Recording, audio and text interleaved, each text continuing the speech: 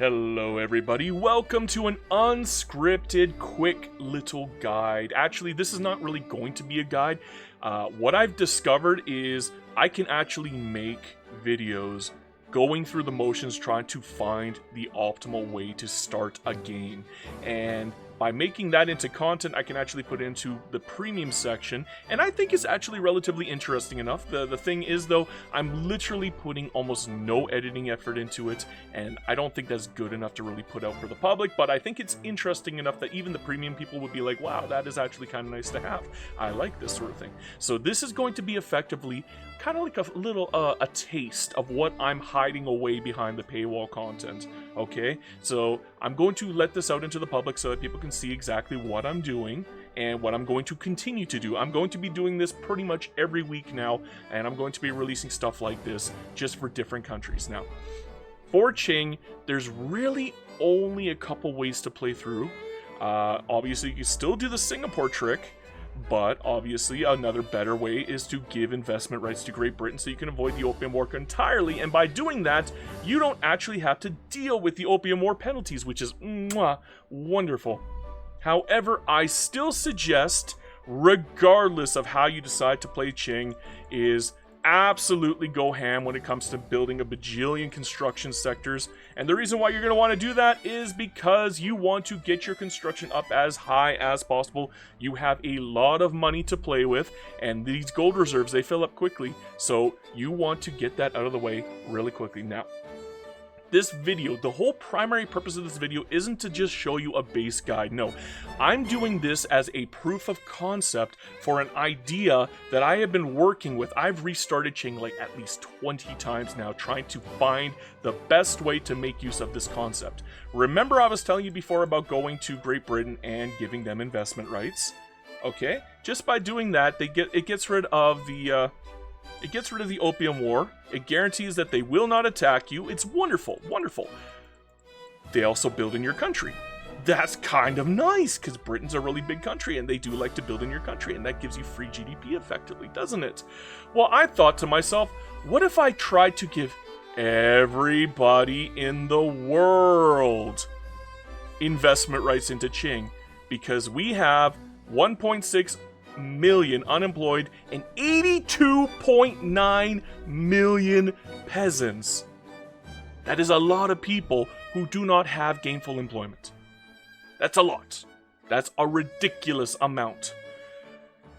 So, in my tests, I managed to get actually 130 million GDP by 1844, which is generally a good cutoff point, and the reason why I call it that is because in my previous guide, that was the cutoff point for after I took India, when I did Little Elia's guide, where I ended up allying with Spain, allying with France, taking out Spain for recognition, and then taking British East India Company as a bonus, and I think I was 100 million at that point, so that was a good marker, and I thought that was a great start. This is better. Okay, you don't have to attack Spain to get recognition. You don't have to ally with France, and that's really hard to do now, by the way, because they get belligerent with you now. If you don't get into the Opium War, and you end up friendly with Great Britain, France hates your guts. And so if you want to avoid the Opium War, you're not going to ally with France anymore. So you could probably still go for the Ottomans for recognition, but that's also a bit of a pain. You might want to ally with Austria if you try doing something like that. Again, not ideal. So what I have discovered is, why don't you just go through recognition normally? Recognition normally is actually very easy to get now. Once you get colonization, which is going to be our first technology, we're going to take colonization right here. That's going to be our B line. We're not taking stock exchanges our first, we're going to take it as our second. And then I guess we could probably take line infantry as our third. And then after that, we can go for atmospheric engines and then railways. And that's going to be our little technology guideline. Obviously, this is not a guide, this is just a proof of concept. But once you get colonization, you can start giving out stuff and then getting embassies from countries like Russia, Austria. I think I got it from Great Britain. I think I got it from the United States. I got 4 embassy points, which was enough to give me a +3. And I believe it was a +4 after I got interventionism. So, yeah, I got recognition by, I believe, 1841. That was my current fastest. I could probably do a little bit better. We're going to try to. But again, 1841, you could probably take British East India Company after that, and you're not going to have the penalties that you start with the Opium War, which means that when you have line infantry, you can literally just take it by yourself. You don't need an ally. You literally can just swarm down France with 485 troops, plus whatever amount of conscripts you decide to put in, and it just gets absolutely bonkers when that happens, and it's just so wonderful. And yeah, I ended up doing that. I think my best time was 1845, but that was a start where I was just kind of goofing around and just kind of getting the proof of concept here. So here's the thing. For this proof of concept, I'm just going to do a baseline start. I'm not going to do the Little Elias strategy because that'll take too long. If you want to know the Little Elias strategy, go look at my old Giga-Qing guide, and I looked it up. 100 million GDP. And I did have India under my wing. I had recognition. I was debt spending at like a minus 100,000 at that point. But again, once you're a great power, you don't really care about losing 100,000 every tick, so that's fine. For this, however, after I decide to unpause, I'm going to speed things up really quickly from 1836 all the way to 1844, just to get like a final idea of what I'm going to end up with just by playing normally, just doing my base construction, not getting into any wars, not attacking anybody, not even working my way to get recognition. I guess I could probably work my way to get recognition, but I just want to see what the baseline is, because this is something that most people are going to be doing in their Great Qing runs, and I want to compare my other idea with the baseline. Okay, so we're going to do a cut here, and once we come back, we're going to speed things along.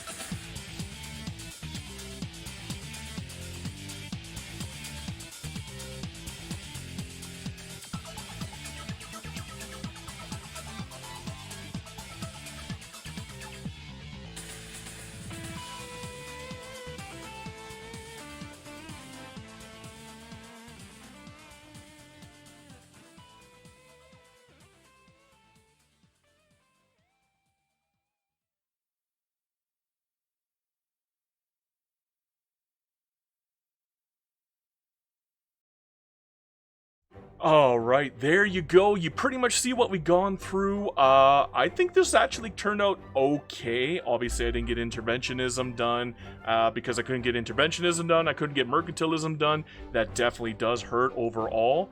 But we're not doing this specifically just to showcase which one is going to be immediately better if everything goes right perfectly.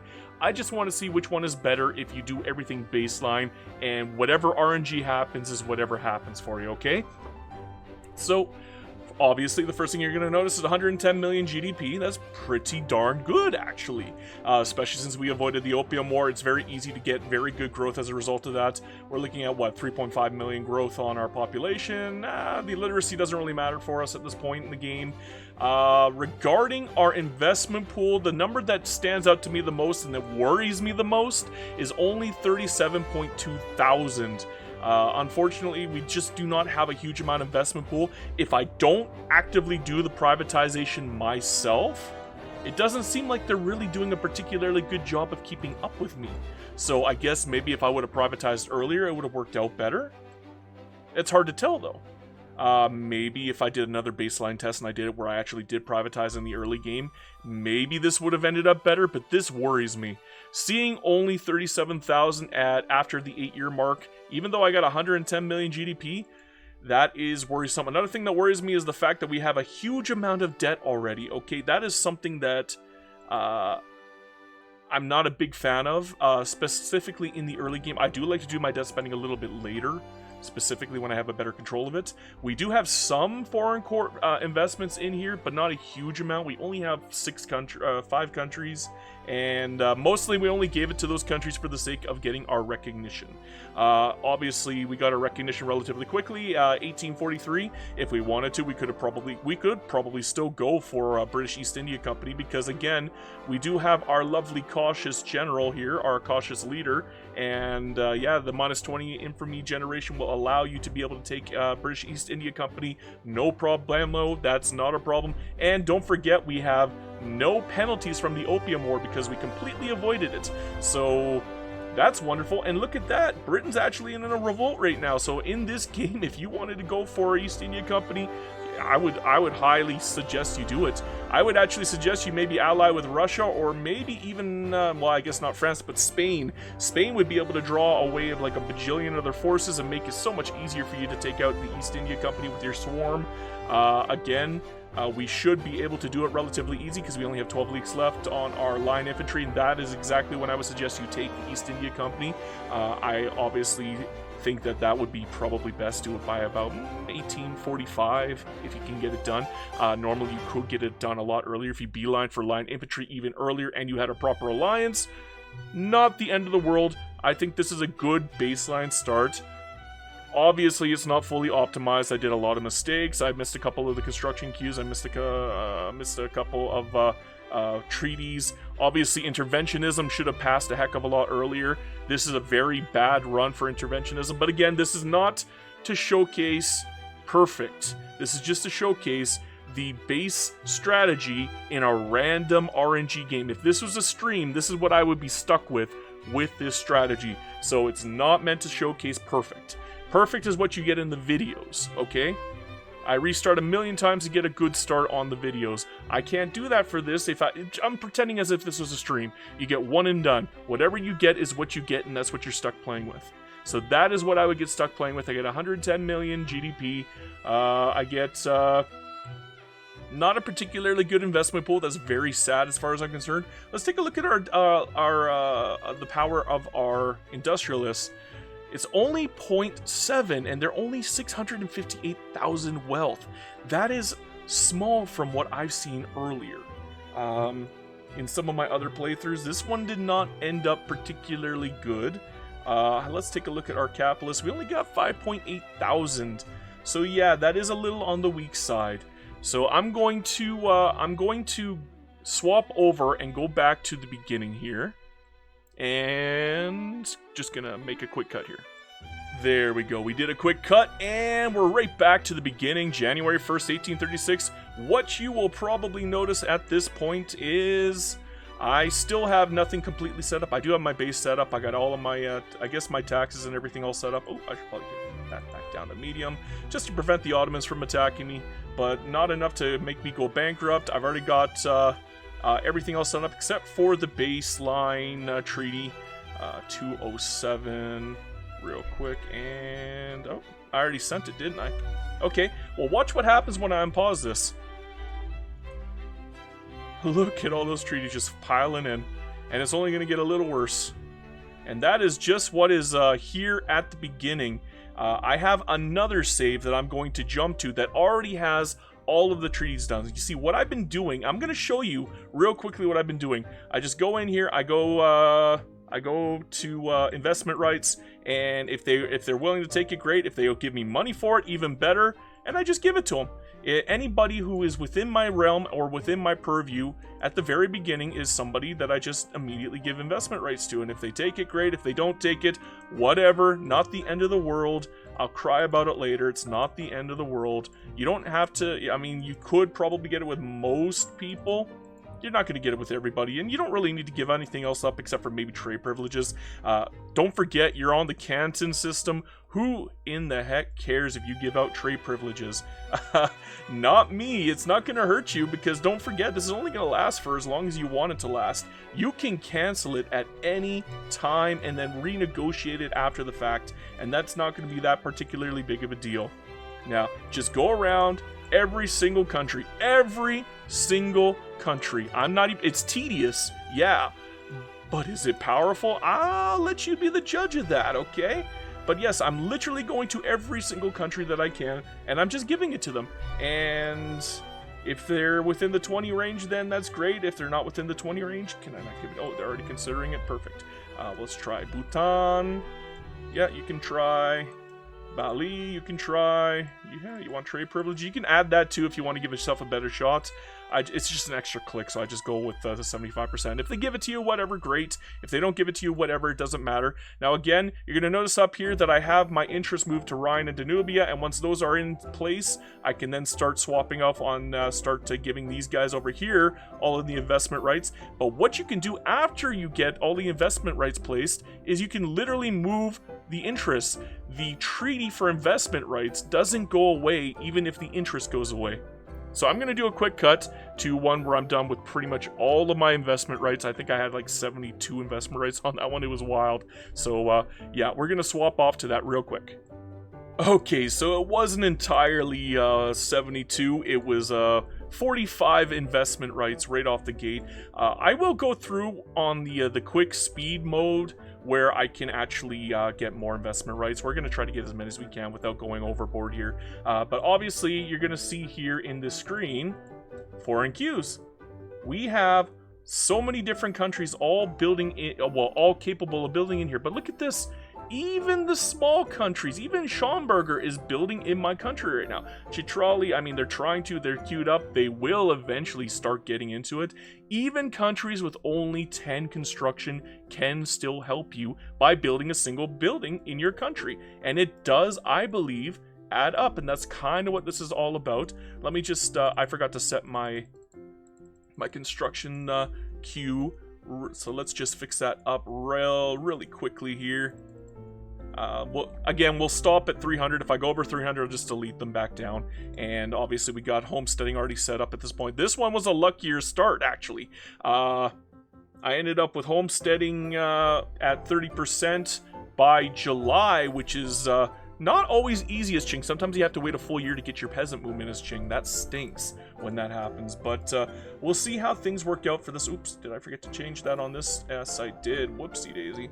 Again, that's the problem with using multiple different saves and going back and forth, and is you have continuity issues like that. That is why I try not to use saves very often. In fact, let's make this a little bit quicker in retort for not having the money. What else? We already bolstering, good. Maybe we'll take the liquor off and we'll start road. Oh, we already got road maintenance on there. Okay, put the liquor back on. Liquor. Okay, so we're looking good on that. We're 23% enactment time is not bad. I'm okay with that. And again, we're going to speed things up, and then we're going to see the final value. Obviously, this isn't like starting at the exact same time. There's a lot more setup involved in this. Again, that is a lot of trees, and you're going to see how tedious this can get. Yeah, it is tedious. Yeah, it does kind of suck sometimes, but it's not the end of the world. You could have yourself a little cry about it if you really wanted to, but it's not the end of the world. I think you could probably get that set up within maybe 2 or 3 minutes of effort if you're really quick about it. So here we go. I'm going to do a fast forward now.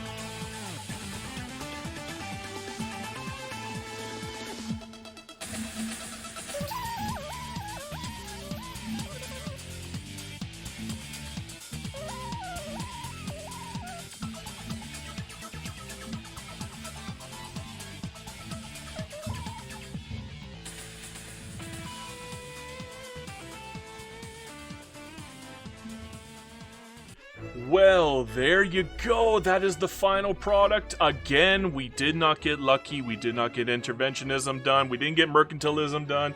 We didn't get state religion done.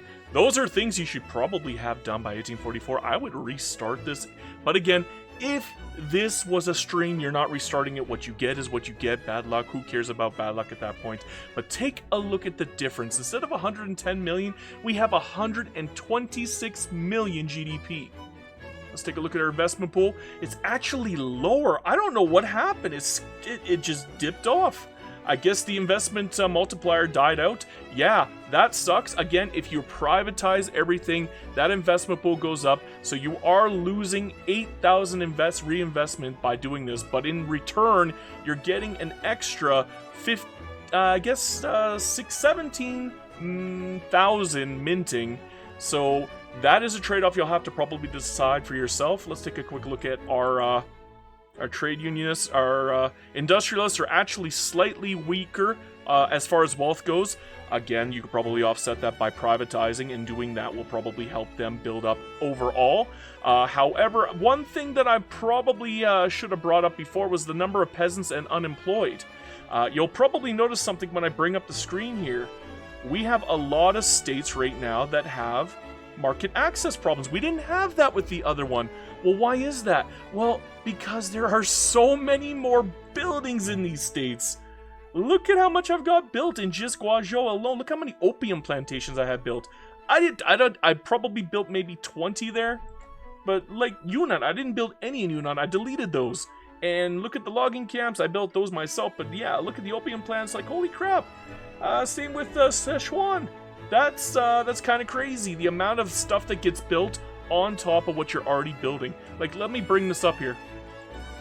The foreign investments, it says 53. In reality, it's probably more around 20. We got 1, 2, 3, 4, 5, 6, 7, 8, 9, 10, 11, 12, 13, 14, 15, 16, 17, 18, 19, 20, 21, 22, 23, 24, 25, 26, 27, 28 buildings being built on top of the 13 buildings that I'm building with my 300 construction. 28 plus 13, that's what, 41 buildings being built in the year of 1844. Now, this is just the cutoff point. We have exponential growth in comparison to what we would have gotten otherwise. Yes, it does hurt the capitalists. Very, very, very, very much so. It's about a 10% differential we're probably looking at here. Maybe all the way up to 20% differential. Yeah, that can hurt. But here's the thing. You can offset that. You want to know how you can offset that? This is something I didn't put in for the test. I just wanted baseline tests. I didn't want to do any offsetting. I just wanted to do the baseline. Obviously, I forgot to set my production methods. That probably would have helped out a heck of a lot. But again, I didn't do it for either of them, so that's the difference between both of them. If I would have probably done the production methods, we'd probably be around 130 million. But again, to offset it, if you find yourself with some extra money, you can always just go in here and nationalize. Yeah, it'll cost you quite a bit of mint of money. But here's the thing, when you nationalize those 33 buildings, or even just the buildings that you built yourself, the 242 buildings, just privatize them. Here's the thing, the foreign investors are much more likely to build than to buy.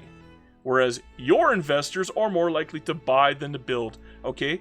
I don't know what it is about that, but whenever I privatize my logging camps, this number skyrockets. I end up with like 24, 25,000 logging camps just from privatizing those logging camps in the early game.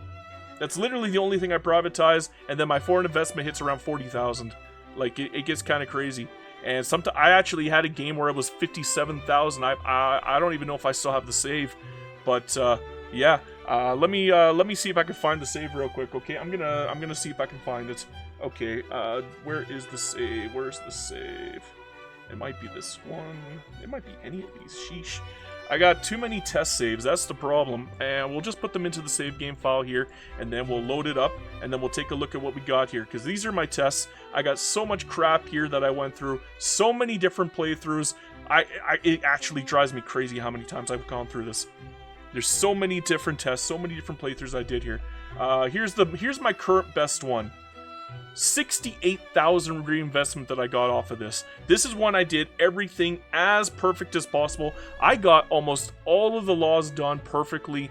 You couldn't get anything better, I don't think. Like, I think I failed maybe twice or three times on interventionism and twice or three times on mercantilism, but I still got those passed. I even got state religion passed within 6 months. That was a wild, wild start.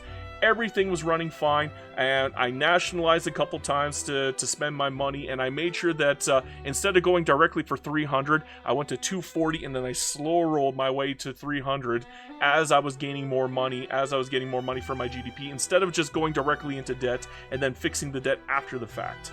So the slow roll method kind of works. I didn't even fix my base production method on the save. I didn't even set the freaking privatization on this one. I forgot to do privatization on the save, and we still did absolutely fantastic. And I think the reason why is because getting mercantilism literally skyrockets the reinvestment pool. So by going for mercantilism, I might go for mercantilism before interventionism. I think mercantilism is better for your reinvestment in the long run. Let's take a look at my trade, okay? Like, my trade's got to be bonkers. Yeah, I got really good trade. I put zero effort into this. This is baseline trade the moment you get mercantilism, okay? Baseline trade. It's only, what, 7 or 8... No, it's 10 months in after... It's 11 months, technically. It's November 1st. It's 11 months after 1844. So I do have a little bit of extra of a benefit on here. But, again, I think that this is a very strong method. We're talking about an upwards of growth of maybe 20% almost. It's kind of crazy. Like, look at all of this. Look at all of this. This is bonkers. And again, people keep telling me, well, you're losing all of these dividends and everything's horrible. Everything's horrible. Well, here's the thing. I've been testing this in other games, in other streams and such. And what I found is going command economy, unfortunately, yeah, it does kind of suck. I wouldn't go command economy, and the reason why is because you actually hurt your privatization by doing that. Not only does it privatize the buildings that you want to privatize, which is their buildings, it forcefully privatizes everything, and that hurts your private sector, and it takes them a long time to buy back everything. That sucks. However, I have been playing around with cooperative ownership, and I'm starting to find that by swapping from interventionism or laissez-faire to cooperative ownership, and then forcefully privatizing everything by going to the building stat, building registry, and then nationalizing, and then you see the button down here, give compensation to building owners. If you're in cooperative ownership, you're able to turn that off.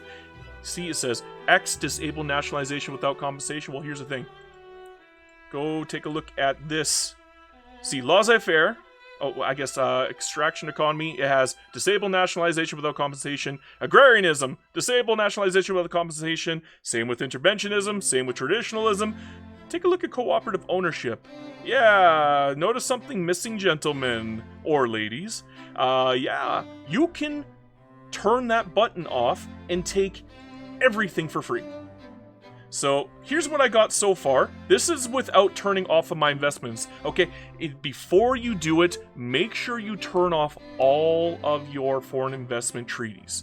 If you do that, like here, I'll test it out right now. I can just cancel some of these, withdraw.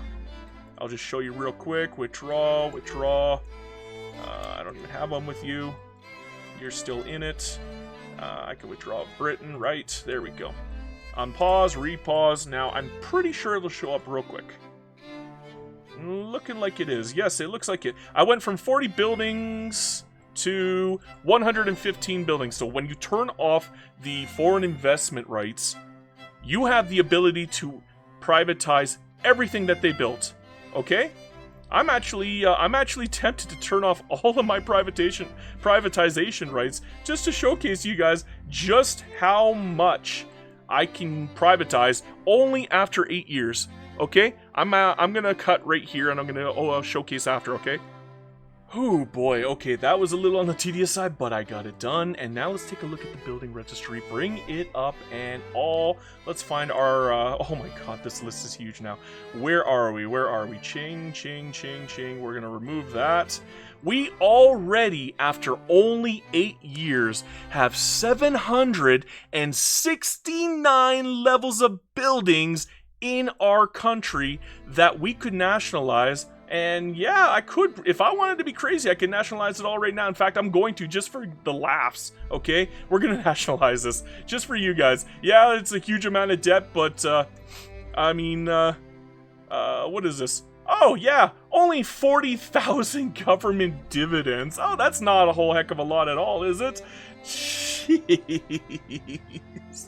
I mean, that's kind of bonkers. Now, imagine doing that for free without having to give up all of this credit, okay?